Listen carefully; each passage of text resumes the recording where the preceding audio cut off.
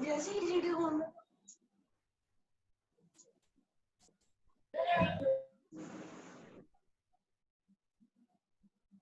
हाँ जी बच्चों, स्टार्ट करते हैं दोबारा फिर। बच्चों मैंने आपको एक कंक्लूजन बताया, अगर दो मिरर हैं, ये पहला मिरर, ये दूसरा mirror, both are at 90 degree with each other and this is the incident ray which makes an angle I, ये इंसिडेंट रे। तो अगर ये रे इस मिरर पर पड़ती है, इस मिरर पर पड़ने के बाद यहां पड़ेगी, फिर ये ऐसे जाएगी, तो डेविएशन की वैल्यू कितनी होगी बच्चों? ये मैंने आपको बताया, अभी हमने कंक्लूजन किया। डेविएशन कितनी होगी? हाँ जी, पाई की डेविएशन होगी, 180 की डेविएशन होगी। कहने का मतलब अगर ये रे ऐसे आ रही है, फिर इसके बाद यहां पर पड़ेगी, फिर ये ऐसे जाएगी, तो ये इंसिडेंट रे है और ये रिफ्लेक्टेड रे है। तो कितना एंगल बन रहा है दोनों में? इंसिडेंट रे इस डायरेक्शन में है, रिफ्लेक्टेड इस डायरेक्शन में है, तो डेविएशन कितनी की होगी बच्चों? 180 की होगी, पाई की डेविएशन होगी। तो लिख लो ये conclusion, when two mirror are 90 degree with each other, are at 90 degree with each other, then ray becomes anti-parallel and it is independent of angle, independent to angle of incidence, angle of incidence। ये लिख लो बच्चों। अब मुझे इसका answer बताओ फटाफट। ये दो मिरर हैं और दो मिरर 90 डिग्री पर है एक दूसरे के साथ, और ये इंसिडेंट रे है बच्चों, ये नॉर्मल है, ये एंगल 60 डिग्री का है, तो फाइंड डेविएशन डेल्टा की। कौन बताएगा इसका आंसर? पाई। कितनी बचे? पाई। पाई, यस पाई। हाँ जी बच्चों, मैंने आपको एक कंक्लूजन बता दिया, अगर दो मिरर 90 डिग्री पर है, ये इंसिडेंट रे है, तो टकराने के बाद ये ऐसे जाएगी, फिर ये ऐसे जाएगी, तो डेविएशन कितने की होगी? 180, यानी पाई की डेविएशन होगी। ये 100% क्लियर है। अगर ये दो मिरर 90 डिग्री पर हो, एंगल ऑफ इंसिडेंस कुछ भी हो, चाहे 45 हो, चाहे 60 हो, चाहे 70 हो, 90 हो, कुछ भी हो, अगर ये दो मिरर 90 डिग्री पर है, तो रिफ्लेक्शन के बाद डेविएशन पाई की ही होगी। क्लियर है आपको फर्स्ट कॉन्सेप्ट बच्चों? फर्स्ट कॉन्सेप्ट ओके बच्चों, ओके। इसके बाद मैं आपको सेकंड कंसेप्ट करवा रहा हूं बच्चों। सेकंड कंसेप्ट के अंदर, अब पहले मैंने कंसेप्ट में करवाया अगर दो मिरर 90 पर हैं, अगर दो मिरर 90 पर ना हो तो क्या होगा? अगला कंसेप्ट है, इसको रब कर रहा हूं मैं बच्चों। अगला कंसेप्ट है हमारे पास, if two mirror at an angle theta, if two mirror at an angle theta, अगर दो मिरर थीटा एंगल पर हैं और ये मेरे पास यहाँ पर नॉर्मल है और ये इंसिडेंट रे है, आई एंगल बन रहा है, फाइंड डेविएशन। कंसेप्ट क्लियर हुआ बच्चों यहाँ पर? अब मैंने क्या पूछना है, दो मिरर थीटा एंगल बना रहे हैं, इंसिडेंट रे नॉर्मल के साथ आई एंगल बना रही है, तो डेविएशन के बाद आफ्टर टू रिफ्लेक्शन, दो रिफ्लेक्शन के बाद डेविएशन कितनी होगी? पहले तो रे ऐसे जा रही है, यहां पर टकराएगी, फिर यहां जाएगी, यहां से टकरा के जाएगी वापस, तो दो रिफ्लेक्शन के बाद डेविएशन कितनी होगी? होगी वो हमने कैलकुलेट करनी है। आपको मेथड पता ही है बच्चों कैलकुलेट करने का। ये क्वेश्चन की डायग्राम ड्रॉ कर लो, मैंने सोल्यूशन इसी में बनाना है। जल्दी से क्वेश्चन की डायग्राम ड्रॉ कर लो।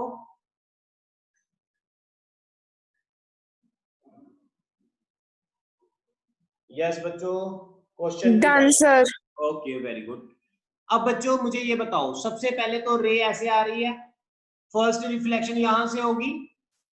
अगर ये मिरर ना होता तो रे किधर जाती, सीधी चली जाती, मिरर ना होता। लेकिन इस मिरर की वजह से रे जा कैसे रही है बच्चों, ऐसे जा रही है। तो ये एंगल ऑफ इंसिडेंस है, तो ये भी एंगल ऑफ इंसिडेंस आई ही होगा। और इस एंगल को बोलते हैं डेविएशन डेल्टा वन। तो डेल्टा वन डेविएशन कितनी होगी बच्चों, 180।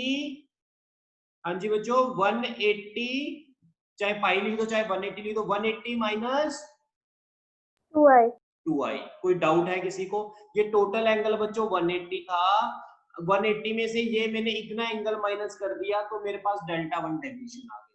अब इसके बाद जब रे यहां पर पड़ी बच्चों, जब ये रे जहां पर पड़ी तो ये टकरा के ऐसे जाएगी वापस। अब मैं इसका नॉर्मल ड्रॉ कर लूं, यहां पर ये नॉर्मल है और ये एंगल ऑफ इंसिडेंस है, ये एंगल ऑफ रिफ्लेक्शन है। मुझे एंगल ऑफ इंसिडेंस बता देगा कोई ये कितना है, ये एंगल ऑफ इंसिडेंस कितना होगा?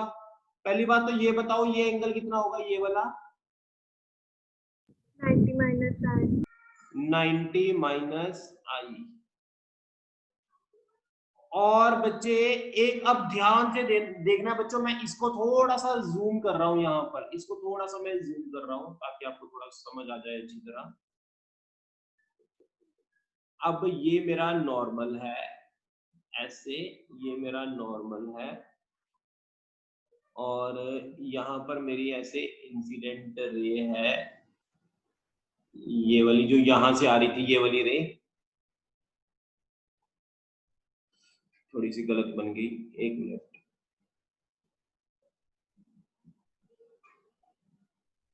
थोड़ा सा मैं ये बड़ा बना रहा हूं यही डायग्राम को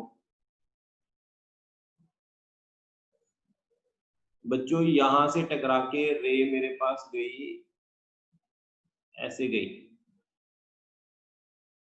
एक मिनट रुक जाओ, पहले तो मैं नॉर्मल बना दूं इसका। ये मैंने नॉर्मल बना दिया, इस सरफेस का नॉर्मल का काम मैंने पहले कर दिया। अब रे यहां से टकरा के रे पड़ गई ऐसे, ये रे चली गई और ये रे वापस आई ऐसे। अब बच्चों ये एंगल था, ये एंगल कितना है 90 माइनस आई, ये एंगल कितना है थीटा। तो ये एंगल कितना होगा कोई बताएगा मुझे? ये एंगल कितना होगा? Theta plus 90 minus i। Theta बच्चे ये होगा 90 प्लस आई माइनस थीटा। आप करके देखिए। तो ये एंगल कितना बनेगा, ये एंगल कितना बनेगा, ये एंगल बताओ कितना बनेगा? मैथ का काम है पूरा, यहाँ पर मैथ वाले स्टूडेंट के लिए इजी है, उनके लिए टफ नहीं है। मेडिकल वाले स्टूडेंट ने इसका रिजल्ट याद करना है, उनको ऑब्जेक्टिव टाइप में क्वेश्चन आएगा, सीधा अपने रिजल्ट लर्न करना है मैथ वाले स्टूडेंट्स ने, और सॉरी मेडिकल वाले स्टूडेंट। हाँ बच्चे theta minus i। Very good, ये थीटा माइनस आई बनेगा एंगल। तो ये एंगल भी कितना आ जाएगा, थीटा माइनस आई। अब डेविएशन डेल्टा टू कितनी हो जाएगी, 180 माइनस 2 थीटा माइनस आई। ये मैथ का कॉन्सेप्ट है बच्चों सारा, ये एंगल को रीअरेंज करना, ये मैथ का कॉन्सेप्ट है सारा। एक बार आप इसको ध्यान से समझ लोगे, एंगल निकालोगे तो आपके लिए इजी हो जाएगा, कोई टफ नहीं है।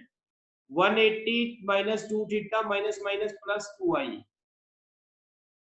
ये मेरे पास डेविएशन डेल्टा वन आ गई, ये डेल्टा टू आ गई। अब दोनों डेविएशन, ये भी क्लॉकवाइज है, ये भी इस तरफ बेंड की और ये भी इस तरफ बेंड की, तो दोनों क्लॉकवाइज है, तो total deviation delta one plus delta two 180 minus 2i plus 180 minus 2 theta plus 2i। 2i से 2i कट गया बच्चों, ये रह गया 360 माइनस 2 थीटा क्लॉकवाइज।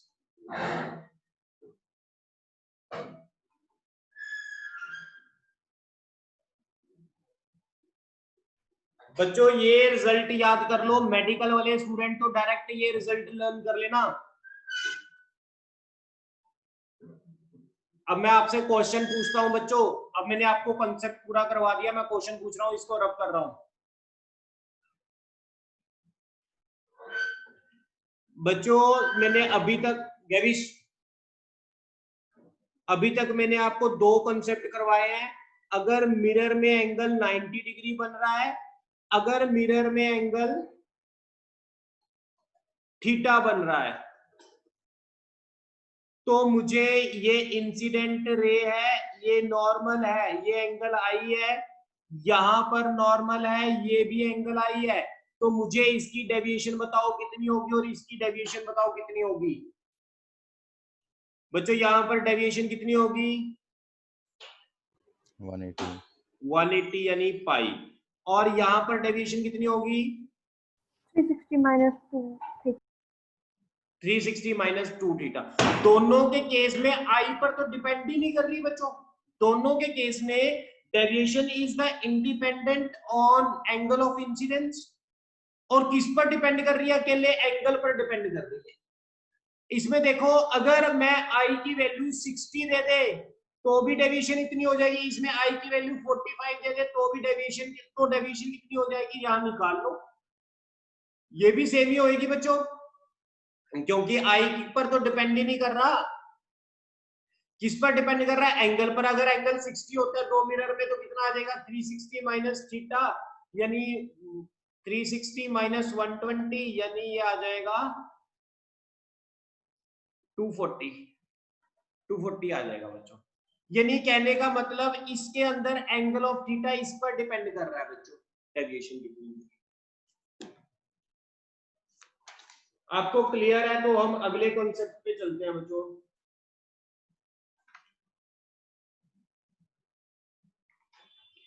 अगर आपको कंसेप्ट क्लियर है तो अगले पे चलते हैं। ये कंसेप्ट डेविएशन का कंप्लीट हो गया हमारा। किसी को कोई डाउट है इस कॉन्सेप्ट के अंदर तो पूछ सकते हो आप। किसी बच्चे को इस कॉन्सेप्ट के अंदर कोई डाउट है तो पूछ सकते हो आप। मैं रब कर रहा हूं इसको। अगला टॉपिक है rotation of mirror. Rotation of mirror. बच्चों यहां पर एक मैंने मिरर ड्रॉ कर दिया, यस, ये मैंने मिरर ड्रॉ किया। यहां पर बच्चों मैंने एक नॉर्मल ड्रॉ कर दिया एन। ये मेरे पास है इंसिडेंट रे, और इंसिडेंट रे का जो एंगल बन रहा है इसको बोलते हैं एंगल ऑफ इंसिडेंस आई। और ये बच्चों मेरे पास रिफ्लेक्टेड रे है जिसका एंगल ऑफ रिफ्लेक्शन होता है आर, और आई किसके इक्वल होता है? आर के बराबर होता है। बच्चों यहां तक तो आपको क्लियर है ना? थोड़ा सा रिस्पॉन्स करो। Yes sir.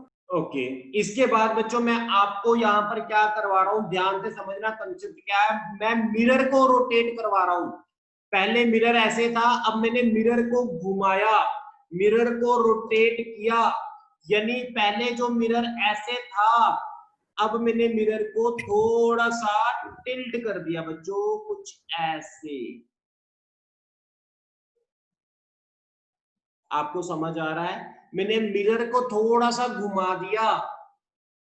जब मिरर को हमने घुमाया, ये मिरर पहले ऐसे पड़ा था, अब मैंने मिरर को थोड़ा सा घुमा दिया, तो क्या होगा बच्चों अगर मिरर को हम घुमाएंगे?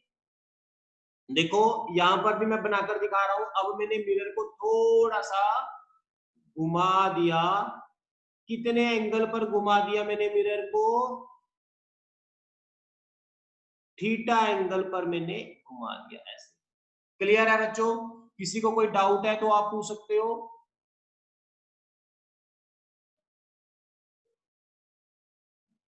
मैंने मिरर को क्लॉकवाइज डायरेक्शन में थीटा एंगल घुमाया, तो इंसिडेंट रे वैसी रखी, इंसिडेंट रे को मैंने चेंज नहीं किया, बट जो ये रिफ्लेक्टेड रे थी ये पहले ऐसे बेंड हो रही थी, इस जब मिरर ऐसे था तो रिफ्लेक्टेड रे ऐसे थी, अब मिरर बेंड किया तो रिफ्लेक्टेड रे ऐसे बेंड हो गई। अब बच्चों हमने ये पता करना है कि ये रिफ्लेक्टेड रे कितनी बेंड हुई है। मिरर को थीटा घुमाने से रिफ्लेक्टेड रे कितनी बेंड हुई है ये हमने पता करना है। अगर आपको क्वेश्चन क्लियर हुआ तो मुझे बताओ, मैं आगे चल रहा हूं। क्लियर है सर। क्लियर है। अब इसका शॉर्टकट है, मेडिकल वाले बच्चे बिल्कुल शॉर्टकट लर्न कर सकते हैं। शॉर्टकट है कि अगर मिरर को आप थीटा घुमाओगे तो रिफ्लेक्टेड रे उसका दुगना घूम जाएगी। दिस इज अ शॉर्टकट, ये रिजल्ट है, इसको हम डिराइव भी कर सकते हैं। अगर आपको तो मैं डिराइव भी करवा सकता हूँ ऑब्जेक्टिव के लिए, तो ये सब्जेक्टिव में आता नहीं, ऑब्जेक्टिव में आपकी न्यूमेरिकल आएगा। अगर मिरर को थीटा घुमाया तो रिफ्लेक्टेड रे कितनी घूमेगी, उसका 2 थीटा घूम जाएगी। कहने का मतलब पहले आप एक कॉन्सेप्ट समझ लो, फिर आप अगर डिराइव करने के लिए कहोगे मैं डिराइव भी कर दूंगा। ये मान लो ये मिरर बच्चों ऐसे था, मैंने इस मिरर को घुमाया, ये रिफ्लेक्टेड रे इंसिडेंट रे थी आई, मैंने इस मिरर को घुमाया ऐसे, पहले ऐसे था, मैंने मिरर को घुमा दिया उठा के, कितना एंगल घुमा दिया, लेट अस सपोज 30 घुमा दिया, तो रिफ्लेक्टेड रे पहले ऐसे जा रही थी, अब रिफ्लेक्टेड रे ऐसे घूम जाएगी। कितना घूम जाएगी रिफ्लेक्टेड रे, बोलो। मिरर को अगर मैंने 30 घुमाया क्लॉकवाइज सेंस में तो रिफ्लेक्टेड रे कितना घूम जाएगी, 60। Very good. दोबारा फिर बच्चों, मिरर मेरे पास ऐसे था, मैंने मिरर को घुमाया 45 डिग्री, ये इंसिडेंट नॉर्मल था, ये इंसिडेंट रे थी, पहले रे ऐसे जा रही थी, फिर जब 45 घुमाया तो रे ऐसे हो गई, तो बोलोगे ये कितना एंगल होगा? यस बच्चों 90। अगर आपको इतना कंसेप्ट समझ आया तो बताओ फिर मैं आगे चलूं। इसका आप कंक्लूजन लिख लो। अगर आप डेरिवेशन कहते हो तो मैं आपको करवा देता हूं, डेरिवेशन में थोड़ी सी कंफ्यूजन होगी आपको जरूर। बोलो, ऑब्जेक्टिव में ही आना है, ऑब्जेक्टिव बेस्ड क्वेश्चन है, बस आपने ये याद करना है, अगर मिरर को जिस डायरेक्शन में घुमाओगे रे रिफ्लेक्टेड रे उसी डायरेक्शन में मिरर के ट्वाइस घूम जाएगी। ये आपने लर्न करना है। रिजल्ट लिख लो पहले आप इसका, मैं इसको रब कर रहा हूं बच्चों, इसको रब कर रहा हूं मैं, रिजल्ट लिख लो। Reflected ray rotates twice the rotation of the mirror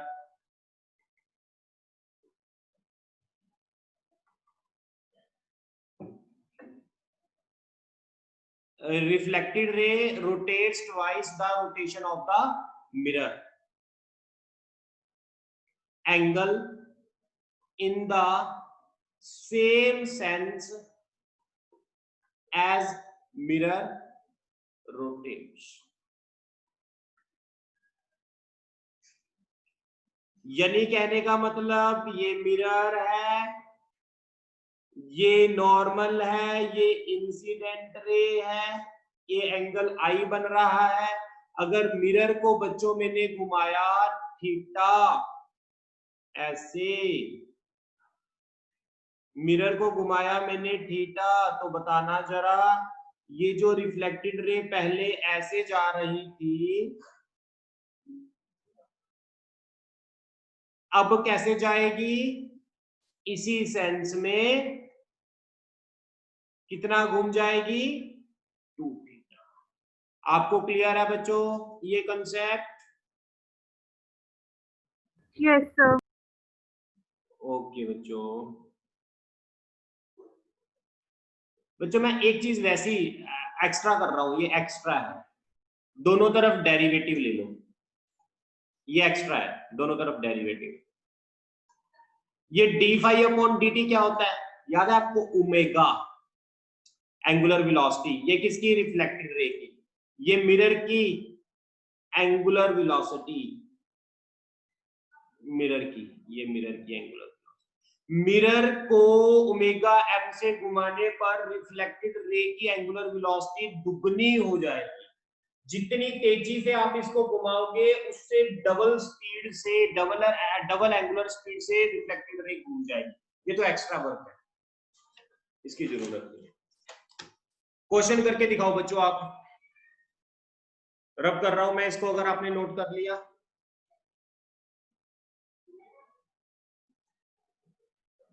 बच्चों ये क्वेश्चन करके दिखाओ जल्दी से।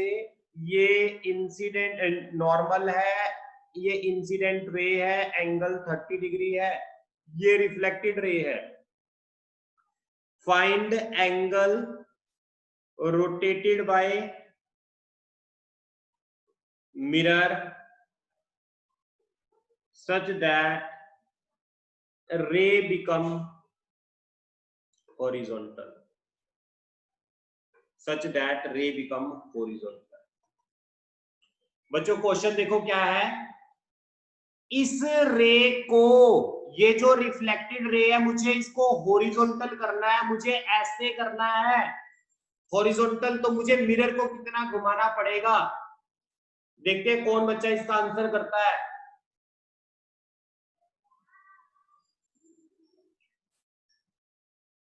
हाँ जी, कोई बच्चा आंसर कर सकता है इसका?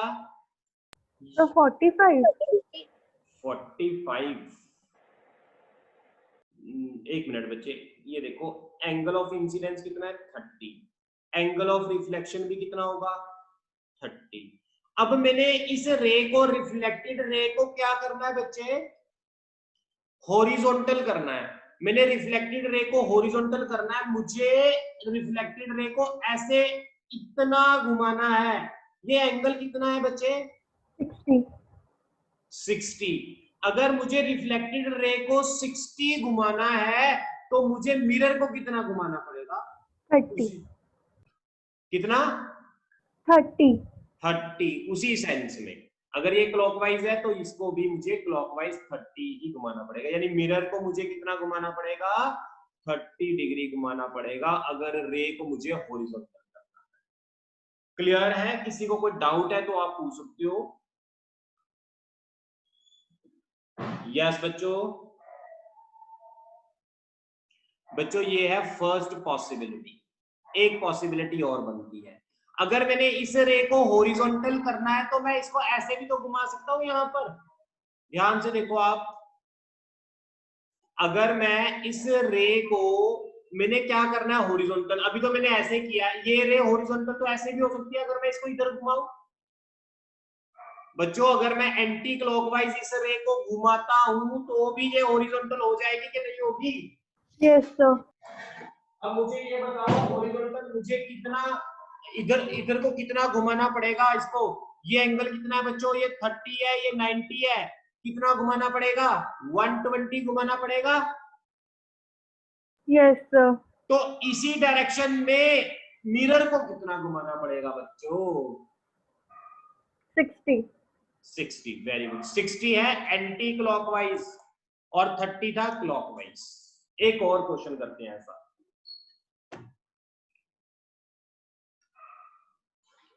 नोट कर लिया तो मैं रब कर रहा हूं बच्चों इसको।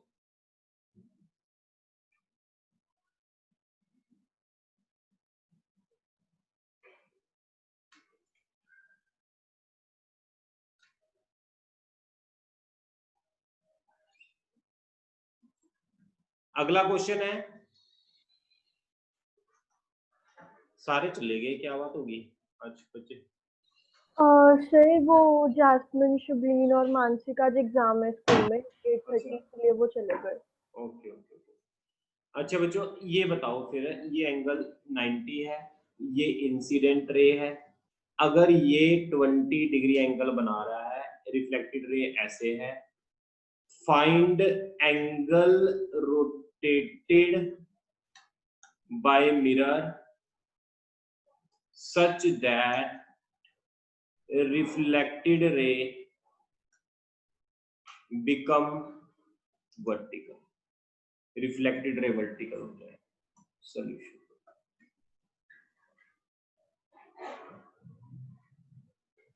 अब ये रे को वर्टिकल करना है बच्चे, मुझे बताओ अगर इसको वर्टिकल करना है, वर्टिकल का मतलब क्या है? तो क्लॉकवाइज में 35। एक मिनट बच्चे, वर्टिकल करना है मैंने, वर्टिकल का मतलब ओके इस रे को जो ये 20 का एंगल बना रही है मुझे इतना घुमाना है बच्चों, इस यस रे सर। को मुझे यहां से ऐसे घुमाना है, कितना? 20। रे को घुमाना है 20, तो मिरर को इसी डायरेक्शन में एंटी क्लॉकवाइज मिरर को मुझे कितना घुमाना पड़ेगा? 10। 10। अब दूसरा केस भी है बच्चे, अब वर्टिकल करना है, मैं वर्टिकल तो ऐसे भी कर सकता हूं, ऐसे भी घुमा के कर सकता हूं। तो ये 90 है और ये कितना है 70, तो ये कितना हो गया बोलो? 90 + 70 160। Yes sir. 160 कौन सी डायरेक्शन में है? क्लॉकवाइज, तो मिरर कितना हो जाएगा? 80। 80 क्लॉकवाइज। That's it. आज का काम बस इतना ही कर लो। मैंने आज आपको रोटेशन ऑफ मिरर करवा दिया, एक टॉपिक डेविएशन करवा दी पूरी, 2 टॉपिक बच्चों मैंने आज आपको कंप्लीट करवा दिए, डेविएशन और रोटेशन ऑफ मिरर। कल मैं आपको इमेजेस का कॉन्सेप्ट करवाऊंगा, इमेजेस का कुछ कॉन्सेप्ट मैंने करवाया हुआ था, आप थोड़ा सा और डिटेल में करवाऊंगा आपको इमेजेस से, इमेजेस फॉर्मेशन की नंबर ऑफ इमेजेस कैसे कैलकुलेट करते हैं। ठीक है बच्चों, आज के लिए इतना ही कर लो आप।